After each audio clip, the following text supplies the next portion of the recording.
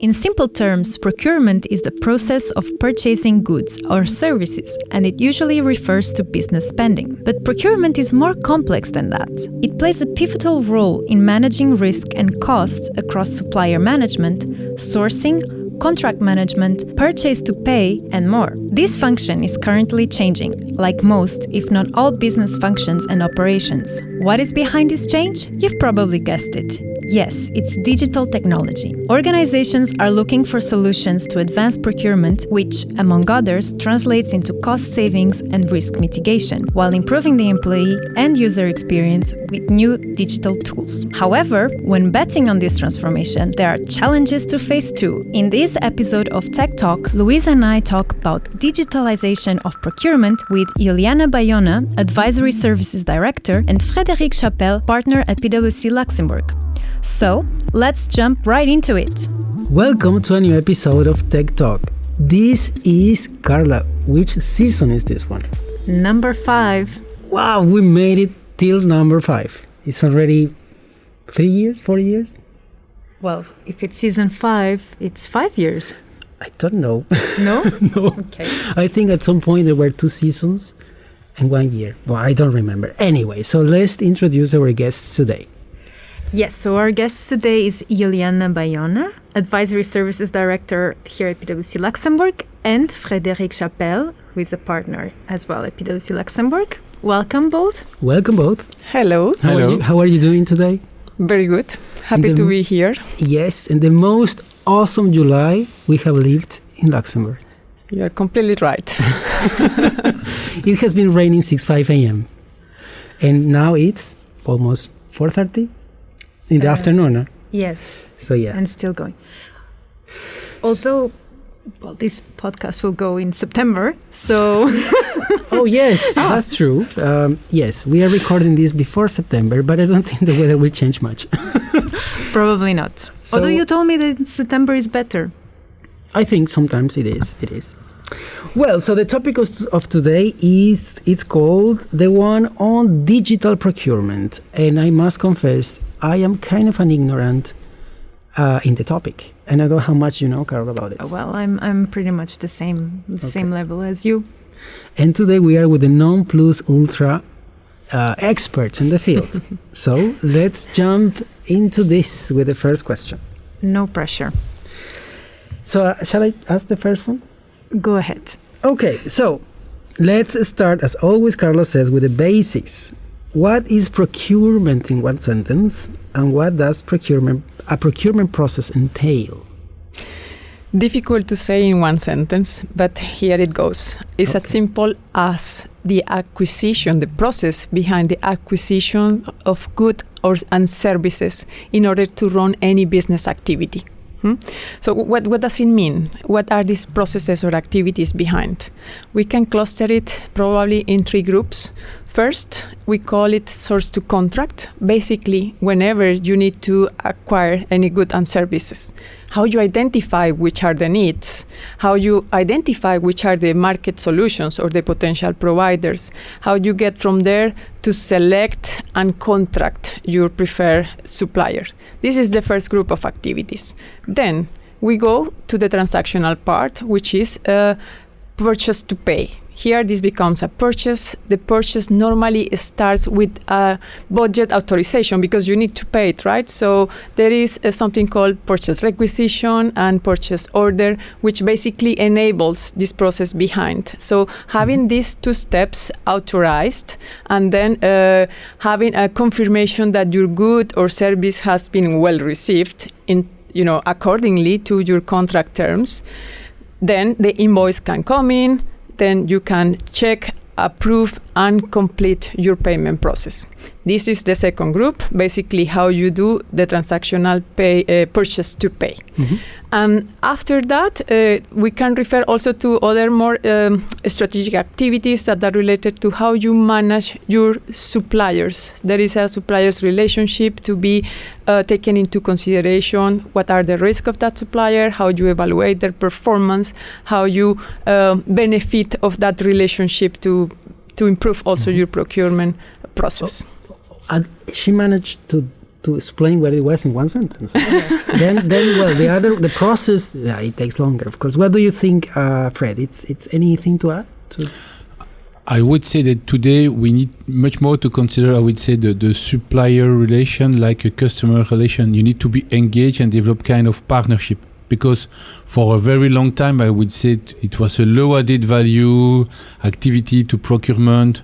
And today we understand from our clients that developing strategic partnership also with suppliers and vendors, and sometimes developing ecosystem when you have vendors and consumers and clients to some extent all becoming business partners and developing its own ecosystem.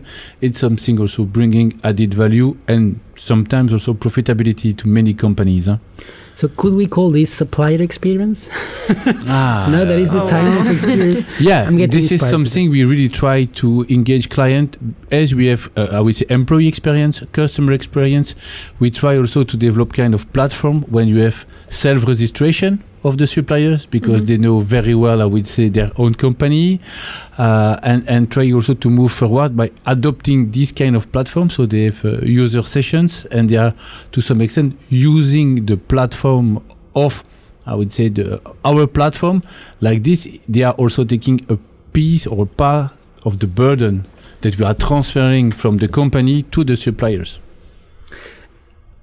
Do you have any questions? Because I have one more. No, go ahead.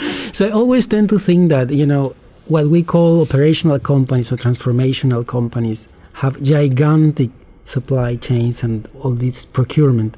But also financial services have that because they are less into moving goods and services and more. You see what I mean?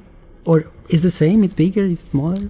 It's different, and indeed it's smaller because, of course, for this gigantic type of companies, they do need to acquire goods as part of their production. So to come up with the final product, they will need to have a large activity buying all the raw materials and supplies required to produce whatever is their core business. While financial or services companies, they have more a type of indirect procurement, which is basically the good of services they need just to maintain their business model, function, but are not part of their core production. Business clarissimo per me. Something that I can add that maybe what is different also in the financial services that you have, that they have also taking more cautiously anti-money laundering and know your client, know your customer, the KYC, but they have the KYS, know your supplier, because they need to be sometimes also very cautious about the suppliers, and maybe they engage more in the supplier risk management than others in the industry, or the way that they engage with the supplier risk management is different than in the supply chain. In the supply chain, you want to secure, I would say, all the procurement, the raw material, and that will mean no disruption in the manufacturing chain. It's a bit different in financial service. So the way that they are dealing with procurement is different, but it's probably as critical, but in another way. Okay. I think it's super clear. Yes, it reminds me of the processes that we go through sometimes to acquire software, for instance, for our tools. Yes. Okay, so let's go to the third question, because I think, Yoliana, you answered the second one, and Frédéric as well. So what does the daily work of procurement professionals, sourcing experts, and purchasing managers look like in terms of challenges and pain points? So actually, can I start by mentioning that there are different stakeholders of the procurement process? You mentioned, I think, few. So yes. I think just to recap, we have the procurement teams, normally composed by category managers and buyers. We also have the finance team involved because they are going to be the ones making the payments effectively and recording this into the accounting. But you have also, for the companies we just spoke, operational companies, supply chain being impacted into their production because they depend on these raw materials. And finally, top management, of course, because they need to control the spend and make sure that that spend is aligned with the actual company objectives. Yes. So say that I would probably focus on two issues or challenges. Fred can complement probably afterwards. But I see one big point is related to the visibility of the spend.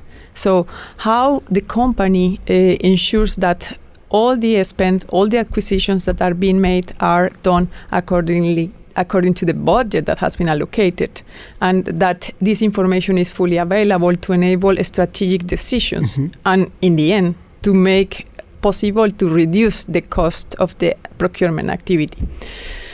The second challenge would be efficiency. So how companies are sure that they are doing the process in a way that maximize their added value to the company, meaning with the required people, that is taking the expected time, that is actually improving the vendor's relationship and lever for the future negotiations.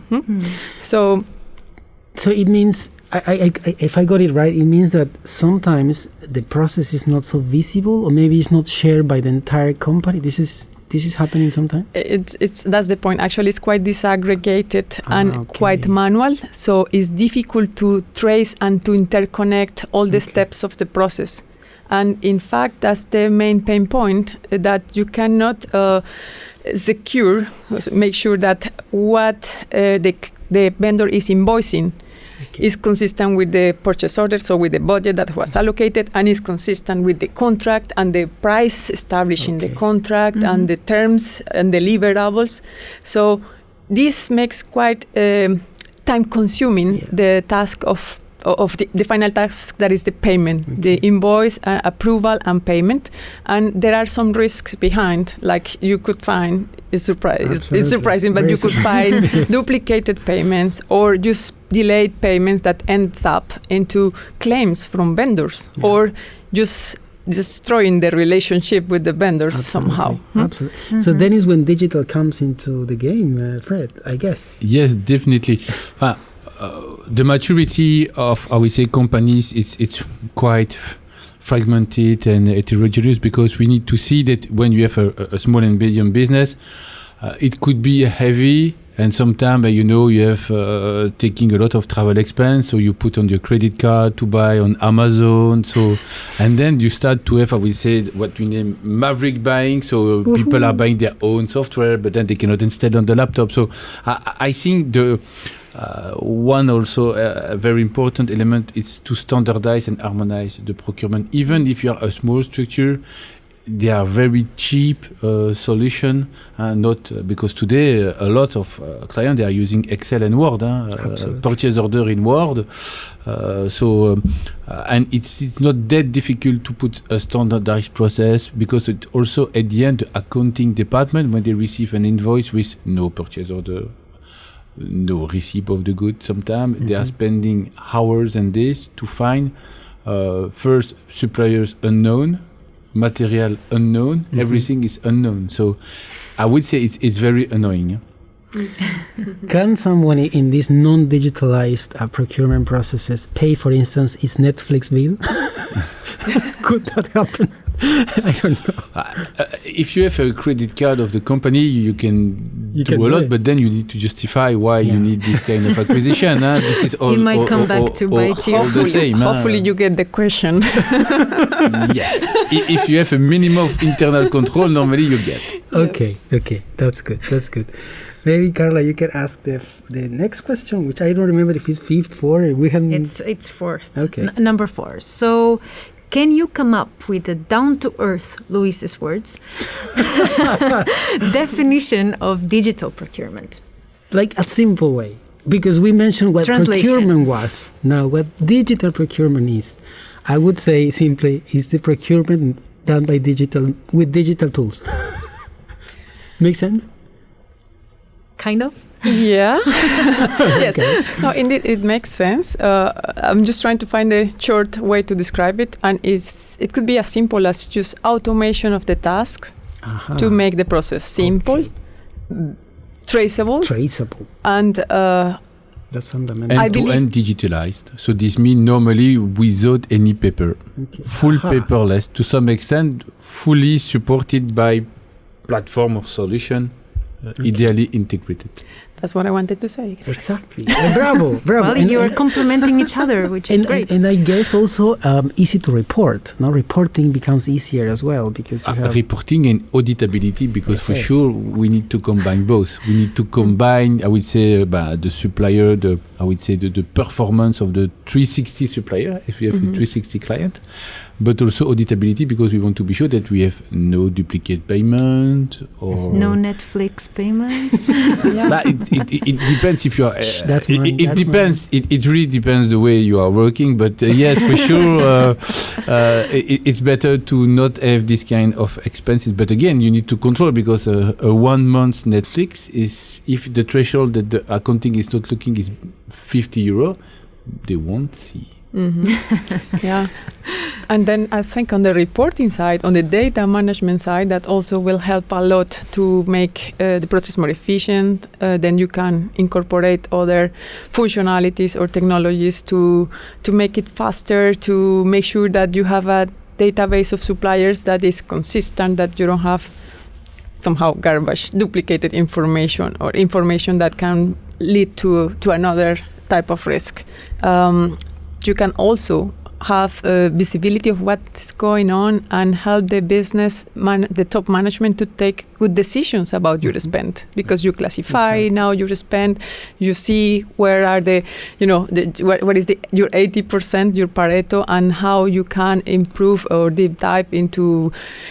Why not having some specific strategy with some of these suppliers that are the more relevant? Okay. Yeah, this is why we have commoditization, because definitely when you look to some, I would say, acquisition, I would say buying, screws or very easy things, is taking a lot of time. So this is why if you are developing catalogs and you give the catalog in self-service to your teams, it's much efficient. In addition, when you plug immediately your platform to Amazon, but there are others, because you have Amazon Business, then you are already getting in the next dimension, because then you have one big supplier, Amazon Business, and then you can engage and maybe also make savings, because you will have also the ability to secure, I would say, the commodity, the pricing, the overall value chain, the delivery. So you are just using Amazon in the business. So for some, I would say, not too big companies, because if you are really big, you can organize much more by yourself.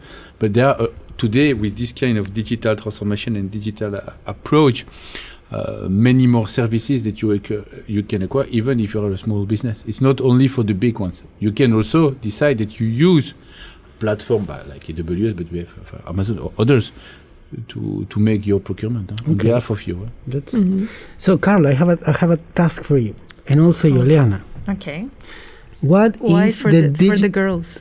Well, I can have one for Fred as well. So, what is the procurement of pastéis de nata? I don't know. And for Yoliana, pata con pisao. I don't know. Yoliana is from Colombia, by the way. And Fred, maybe a gofre.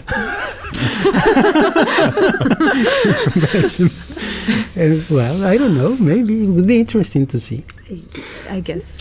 But I have no idea. We can do a workshop after this session. We will explain you how all the procurement process works for a pata con pisao. A bakery workshop easier like this. We will do by our own. So, I will jump to the next question, which is the unavoidable question linked to COVID-19, of course. And it's how, or do you think COVID-19, or how much it accelerated the digital procurement realm, let's say? Or I guess this has triggered a lot of changes, or is triggering changes. Indeed. So what we saw, and here I'm going to refer to our digital procurement survey that has been launched by PwC in 2020.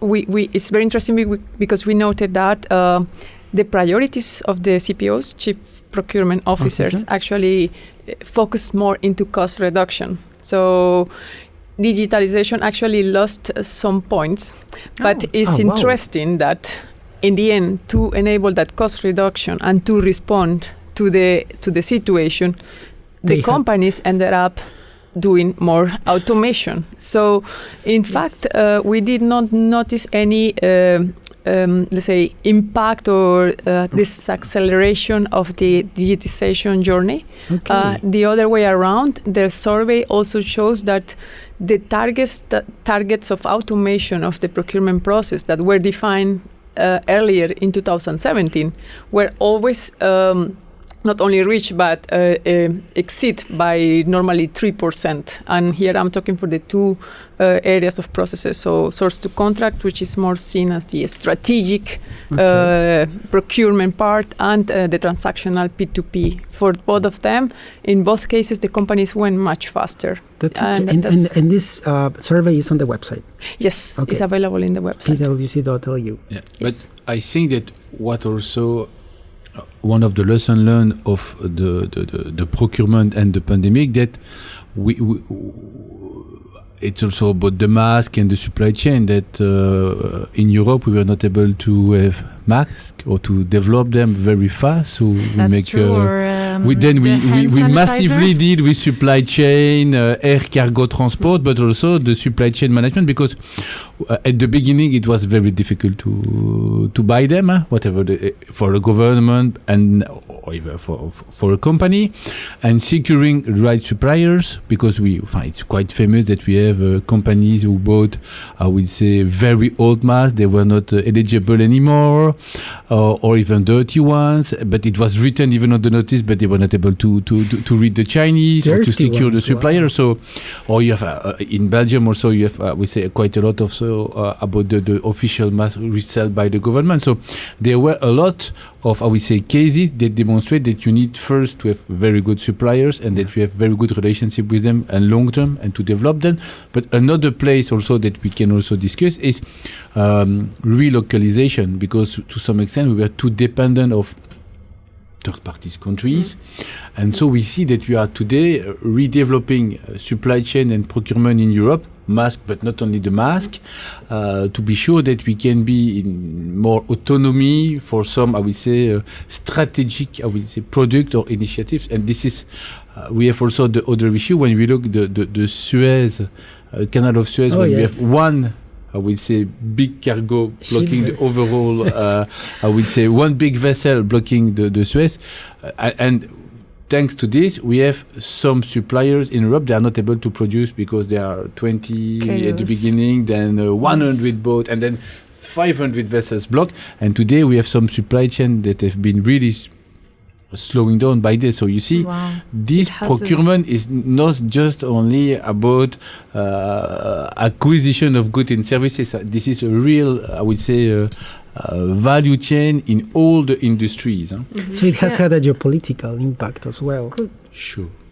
Which makes me pretty happy though, because I think it's also, it's linked to I think environmental things, because the closer they get, you know, I think that's true. Yes, you are the environmentalist here. Yes. No, it's true. But I have another example that I want to mention is bikes, because here in Luxembourg everyone was buying bikes, and there are no bikes. And I talked to bike shoppers, owners of bike shops, and they were saying that there are no bikes because we don't have the pieces. Yeah, a lot of spare parts. But again, construction is slowing down in Luxembourg because they are not able to find enough, I would say, construction material on the market, because also we have a lot of countries building in every countries of the world, and they keep the material for themselves. So this is why we are a lot of shortage in supply chain, construction, spare parts for bike. It's everywhere, and I think that the fact also it's linked to the just in time. When everything is just in time, one is missing in the chain, and you stop the production. Yes, it is. So all about this is about procurement and also your supplier, I would say, performance, because this is something very important in the automotive. It's very long, but here we are looking about, I would say, kind of financial or delivery performance, but no, we are also assessing the ESG performance of your own suppliers, because when you are doing your own ESG report, you need also to take into consideration your suppliers. And when we look, I would say, to manufacturing, big manufacturing, you need also to probably consider the GSG footprint or your suppliers into your supply chain, because if everyone is producing, I would say, carbon as GHG, you need to consider in your own GHG footprint the one of your suppliers, and then start a very, very interesting also, I would say, game for the suppliers today, that we were assessing the financial performance, the delivery performance, the catalog, and now we are also asking them, yes, but what is your footprint, and also what is your ambition regarding 2030 emission, net zero, and all of this, and we need also to look to their performance there, because even if they are cheap, I would say, and efficient, if they have a very bad ESG ambition or image, it could be damaging to our image to use this kind of suppliers too. Exactly. Yes. Shall I steal a little bit of your time, Yoliana? Of course. This question is about wants and needs. It could be philosophical. No, it's not philosophical. In fact, it's just how the company or the business assesses its wants and needs internally. What tips can you give for a business to do that? How do we assess that? Is there any process, particular process? How to go about that? You mean the needs to automate, to go into a digital procurement journey? Exactly. Yeah, I understand. So, in fact, this is a very important question, because I believe it's not only about saying, let's go digitalize, but it's probably when, and what needs to be digitalized, what is actually the specific need. So, what we recommend, and this is our experience with our customers, is that there are different elements that needs to be taken in consideration at the moment of deciding the strategy. This is a digitalization strategy that should go in line with the company objectives. And then you need to also consider first, from process perspective, what are the main pain points and risks that you have today? So that's the needs of the business area.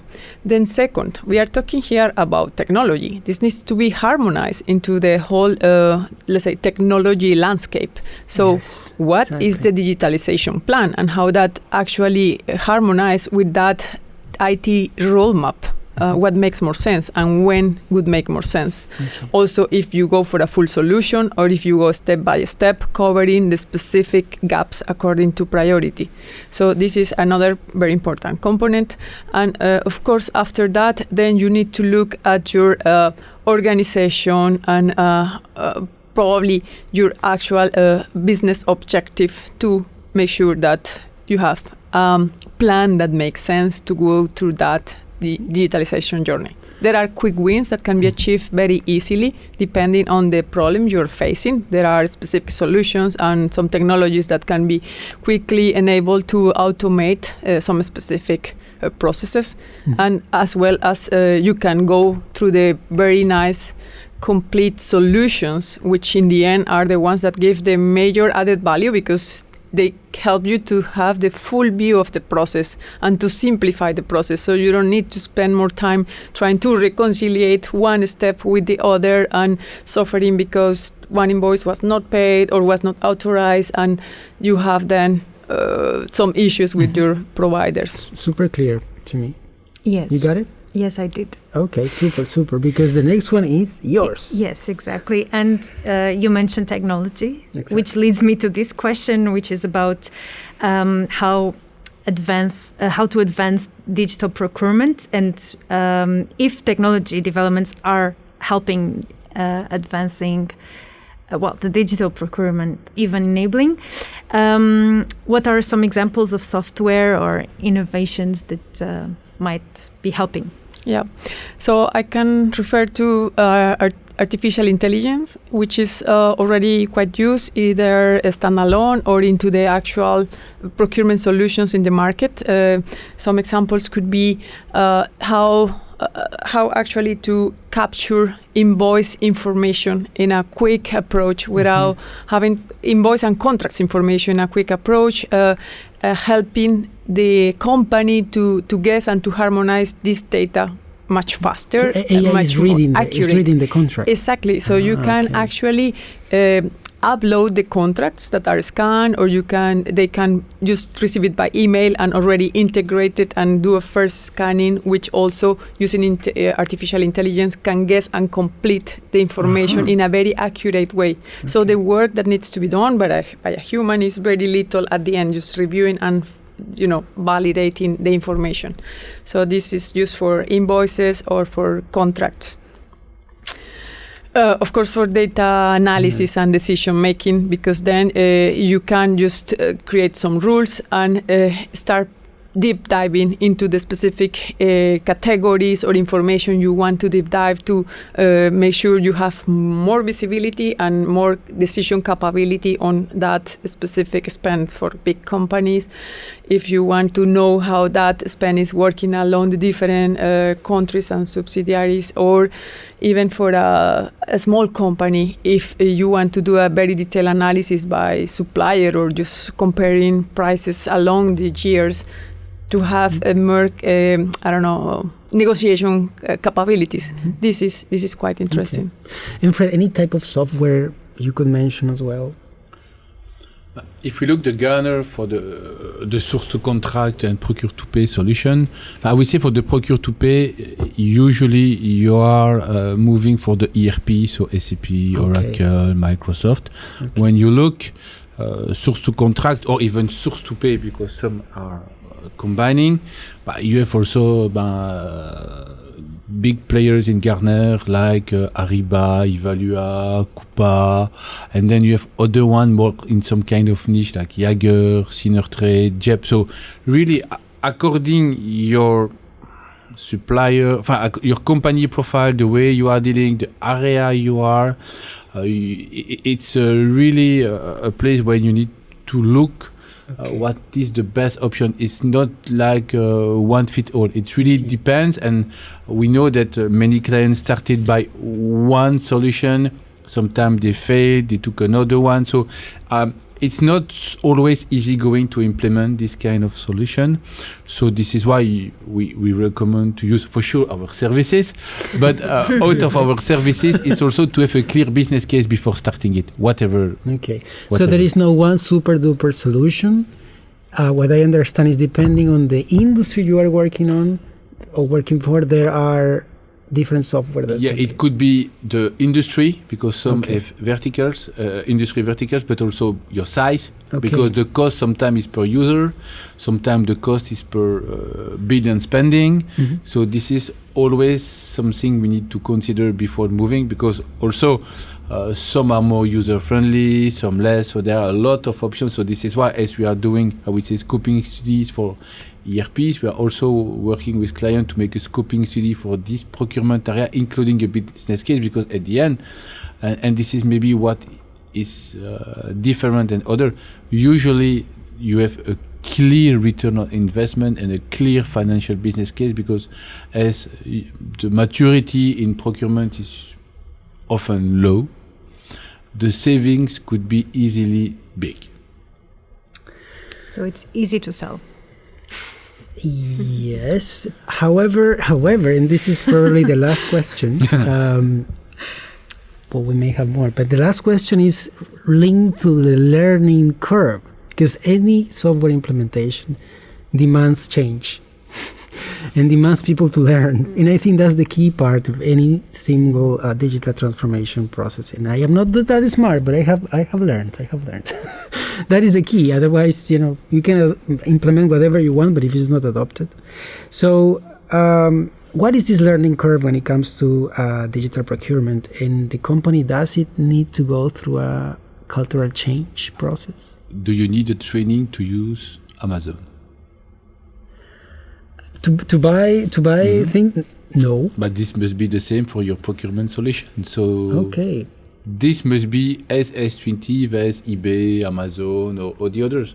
So if you want to make self-registration of suppliers, it must be easygoing. If not, the supplier will say, I don't move forward. So this is why we try to encourage the clients or the companies implementing this kind of procurement solution that the solution is embedded in a, I would say, change management platform.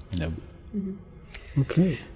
Anything to add? I see she wants to say something. No, indeed. And I think this is the added value, right, of the solutions. And when we talk about these solutions that have been already a bit on the market, which are also improving and getting more specific into the different type of companies and companies' needs. But it's true, change management, I think everywhere. It's super important. And I believe that anticipating this requirement will help to succeed with the project. Especially what happened with procurement is we see that during the digitalization project, I believe it's the same for other areas. It's not only procurement, but because normally it's a step that takes between 3 months to 1 year, or it could be a bit longer depending on the size of the company. During this time, what happens is that the employees are not able to fully perceive the value yet. And there is super important to keep the engagement of the employees to make sure that they will understand how these transformation steps go, and after hours to measure and secure that the full adoption is happening. Because that can bring, of course, along the process on demotivation or frustrations, etc. But it's the same for I think for any digital transformation. So I think this is a very important point. And second, maybe as a lesson learned, the harmonization with all the techno or the IT transformation is important, because we also have seen that not having anticipated that harmonization into the full transformation creates sometimes some blocks into the different processes, getting to actually sometimes duplicate activities because you are creating an interface. These tools are very advanced and you can interface them with other solutions like the ERP. But if the ERP will need to migrate soon to another version, so that should be also planned together with the digital procurement transformation, so that you have also lower impact into your project cost and of course also the user experience. That's super interesting, because I have heard even here in PwC, when we want to implement a second tool, let's say they say, oh no, one more. So I think this harmonization, that's true. And I think you have lived something like that. Sometimes someone tells you, oh no, these guys come here with a new thing that we have to change. We are already changing 10 things at the same time. It's hard to keep up. It's very hard to keep up. Yeah. So any other thing you want to add? Carla, maybe in Not question? me, but I don't know if Frédéric or Yoliana. Yeah. I think maybe just one more point is collaboration with suppliers, and how suppliers now will be involved as part of the process. So the companies which do not have yet these tools will definitely profit of having a different way to work with suppliers, like doing, I think Fred mentioned, the self-registration and managing on their side all what is related to suppliers updates. It also releases the company from some operative work that is quite appreciated, and also engages the suppliers in a different way with the companies. So this is, I think, quite interesting. Would it make sense, Fred, to have some sort of the Suppliers Day? So you have Suppliers Day. So you have like a party. Well, I wouldn't say a party, but a nice gathering where you all get to know each other. I'm just saying because I have realized that you mention all the time digital, but also a lot of interpersonal relations, or getting to really know your supplier, which means the human side is still there and will be always there, which is beautiful. Of course. What do you think? Suppliers Day? We can imagine Suppliers Day, and then we need to focus on Marcolini, Neos, like this. We will have also a very nice experience with the bakery. But I think that we need, if you look integrated supply chain, integrated procurement, this is probably also a good way for a lot of companies to have a sustainable growth, because it's also avoiding duplication of tasks, adoption, because I think that each time we are talking about adoption, it's also personas, because we have personas on user experience and client experience and employee experience.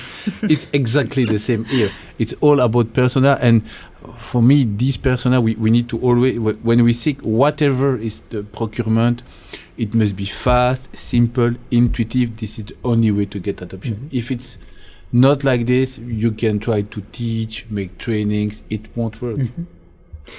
You know, the other day a supplier told me, actually PwC is good because you pay on time and you have a nice process with us. And I was, wow, that's cool to know. So yeah, I'm saying that proudly. So well, thanks a lot. Thank you for joining us today. I think we learned a lot today, really. It's a topic that in my mind is a bit fuzzy, and now I think it's a lot clearer. And really. now I see that it's quite important and interesting. So thanks a lot. Don't forget to visit the website pwc.lu, and there is a section on digital procurement. And well, until the next one, this is TechTalk, technology made simple. Over a cup of coffee. And now the question is, what do you like to drink apart from coffee, Yoliana? Maybe something Colombian. Ooh. Coffee, Colombian. Coffee. Yes, there you took away the option. Actually, I would choose, but right now I would love sparkling water with lemon. If you have, of course, that would be great. I will be more alcoholic. I would say a Aperol Spritz, maybe. Of course. And you, Fred? Belgian White beer? wine? No, white wine. No, we are in Luxembourg, so I will move for white. Yeah. I wish outside was sunny and nice, but it's not. So thanks a lot, and until the next one. Ciao, ciao. Thank you. Thank you. And that's all for today. This is Tech Talk, technology made simple over a cup of coffee. Thank you for listening, and until the next episode.